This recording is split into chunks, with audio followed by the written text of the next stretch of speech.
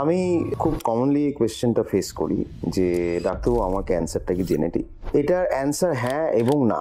হ্যাঁ কোন দিক দিয়ে, যে হ্যাঁ কিছু কিছু ক্যান্সার আছে, যেমন ধরুন মহিলাদের ব্রেস্ট ক্যান্সার, ওভারিয়ান ক্যান্সার, মহিলা এবং পুরুষদের কোলন ক্যান্সার। তো মোটামুটি ধরুন অন অ্যান অ্যাভারেজ দেখা গেছে যে 100 জন ক্যান্সার পেশেন্ট, এই ধরনের যেই সব ক্যান্সারগুলো জেনেটিক্যালি ট্রান্সমিটেড, এই ক্যান্সারগুলো 100 জনের মধ্যে হয়তো 5 থেকে 10% ক্ষেত্রে জিনিসটা জেনেটিক মানে কি, যে আমার একটা জিন গন্ডগোলের আছে, যেই গন্ডগোলের জিনের কারণে আমার প্রত্যেকটা জেনারেশনে ক্যান্সার হচ্ছে। এটাই হচ্ছে বেসিক্যালি জেনেটিক মেকানিজম। এই জেনেটিক গন্ডগোলটা কিন্তু শুধু 5 থেকে 10%।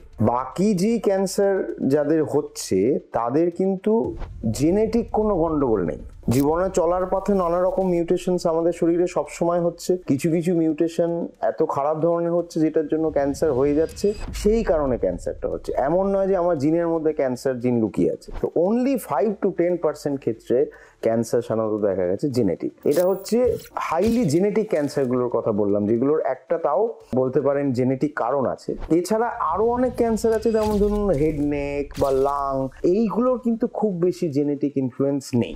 এইগুলোর ক্ষেত্রে দেখা গেছে লেস দ্যান 5%, 5% থেকেও কম ক্ষেত্রে দেখা গেছে কোনো রকম জেনেটিক লিঙ্কেজ আছে যে একই পরিবারে সবার লাং ক্যান্সার হচ্ছে বা সবার হেড নেক ক্যান্সার হচ্ছে। এটা খুব unusual. Mostly breast, ovary, colon, prostate, এই 4টে ক্যান্সার কিন্তু দেখা গেছে মাইনরিটি ক্ষেত্রে। আমি আবার বলছি, সবার মানে আপনার আজকে ব্রেস্ট ক্যান্সার হলো তাহলে কি আমি জেনেটিক? না। 100 জনের মধ্যে 5 থেকে 10% পেশেন্টের একটা গন্ডগোলের জিন থাকতে পারে যার জন্য তার এই ক্যান্সারটা হয়েছে।